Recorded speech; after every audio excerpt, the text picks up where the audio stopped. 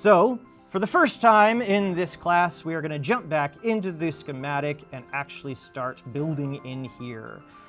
Jump back to page 1 of Designer here. Head down to the UCI layer control. That's right, we are going to establish control over our layers. So in order to do that, go ahead and search for in Components, or just use the search bar, UCI layer controller. Grab one of those and drag it into the design. First thing we're going to want to do before we do anything else with this layer controller is set it up correctly. Now, you'll notice when you look at the properties of the UCI layer controller, the first thing there is the UCI that it's actually controlling the layers of. Because in this case, we have more than one UCI. So this layer controller needs to figure out which one it's actually controlling. So if we head over here, right now it's controlling the emulator UCI. We want it to control ours. So that would be Jake's UCI for me, whatever it is for you. You can also set the page that it is controlling the layers on, because layers exist on pages. We don't need to worry about that. We only have one page. So let's jump into the control panel and see what we have. So if we jump into emulation mode, we can kind of see what these different fields are going to do. Now this one's my favorite, transition. This is great because it's the actual transition animations that are sort of built into the layer controller. Rather than just being a hard switch, what are we used to with our phones and our tablets? We're used to them sliding in and sliding out, fading in and fading out, and that's exactly what we can establish here per layer. Go ahead and find one that you like, whatever works best for that specific layer and what its action is. I prefer fade. I think that is a great classic kind of look, but there are certainly instances where I like to see it slide in from the right, the top, the left, whatever the case may be. Now on the right here we have show. These are just buttons that are acting the same way as that box with the little eyeball in it that had the visibility of the layer. So what that means right now is you can see my main layer is set to show, so is my room controls. Okay, well what if we use these as our navigation buttons? Okay, well if I wanted to go to cameras, well that's not really going to work, is it? As you can see, the cameras is now showing and the room controls are showing, which means that if I wanted to give these to an end user, they would have to select one and then unselect the other one. It doesn't make any sense. We're going to have to figure out a different way of controlling the visibility of our layers. Let's use something called a selector. So go ahead and search for the selector. You'll find it in your control components if you're just scrolling around and looking. Drag that into your design. A selector is actually a really useful component. Take a look at mine. What this selector does is it allows the component to output a particular value based on a specific label that the user can customize. For instance, here, what I did is I just made 4 different friendly names, full, dimmed, darkened, and blackout, that you could use to describe the lighting state in a room. And you give the user this drop-down menu where they're choosing the nice friendly name, but on the inside, we're outputting something else completely different. They're outputting the associated value that you have decided is linked with that label. So for instance, if we were controlling like a DMX lighting controller that doesn't know what these names are, but it wants a value between 0 and 255, I can have the user choose full, and then the selector outputs 255. If the user selects dimmed, they just see this, but the device outputs 127, whatever it is that you want. This is a really great tool to customize a drop-down menu. We're just not using it for that capacity whatsoever. We're just using it to steal the fact that these selector buttons are naturally interlocked. Unlike our show and hide buttons. If I select one, it unselects the other one. Exactly how we want our navigation buttons to work. So we're going to want to select the selector. That's fun to say. Head down to the control pin section that says selector 1, selector 2, and selector 3. In fact, we don't need a 4th one in this case, so I'm actually just going to remove the confusion for myself and set the selection count to 3 here in the properties. What is it we need to control? The visibility, right? So if we head to the control pins of our UCI layer controller, and we can see here are the different layers we have. We don't need to worry about the main layer. We always want that visible. So go ahead and expose the show pins for the 3 layers we are working with. And then if you haven't been able to figure it out already, we're going to take these 3, and then we're going to connect those over.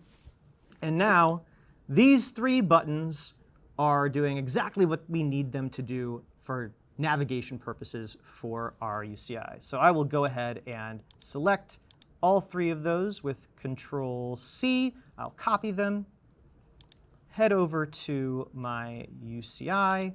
I will hide my other layers because I want this on my main layer, right? Select my main layer, and there they are. I'll kind of make them a little bigger here. And now I have 3 buttons that control my navigation of the layers. Okay, so let's see. I want to make sure that I know which button is which, right? So if I'm looking here, this should be my displays button. This should be my camera button. This should be my room control button. Let's make sure those are a little bigger as well. Perfect. Okay, so let's see how this works. It's always good to test what you're working with. All right, displays. Wait a second, I've already messed up. Displays says cameras, cameras says displays, and room controls, well, that one's right. So I got 1 out of 3. That's not really that great. So what happened? Well, if we jump back to the schematic, we'll see something that maybe we hadn't noticed at first. Right here, it's listing cameras, displays, and room controls. If I open up the component, we'll see that it's listed displays, cameras, and room controls. Well, that's the same way I have it listed here in my actual list of layers. That's what I anticipated it would be. But the thing is, when control pins are exposed, they're exposed alphabetically. So that's why we have cameras, displays, and room controls instead of displays, cameras, and room controls. There is a way that we can sort of fix that. So what I'll do is I'll rename my layers. Well, not really. What I'm actually going to do is provide myself some numbers before the layers. That way, they're listed numerically. So with my main layer, I'll go ahead and have that be a 00. My displays layer, that's going to be 01. My cameras layer, 02. And hopefully you have figured out the pattern. 03 will be next. Now, I'll jump back into my design. It's gotten rid of all my pins because I've renamed them. I'll go ahead and expose them one more time, not worrying about the main layer. And you can already see that in this list, they are shown correctly. And here, 01, 02, 03, displays, cameras, and room controls. Perfect. So if I take these, drag them across, like I did before, jump back in, these should be correct now. Display controls, camera controls, room controls.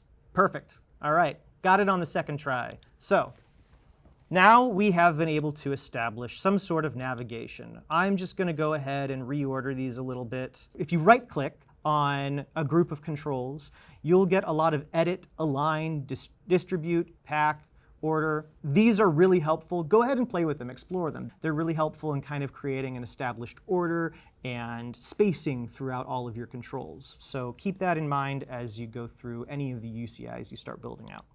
All right, cool. We've got our navigation buttons. Why don't we give them one more piece of control for the entire room? Let's give them some audio control.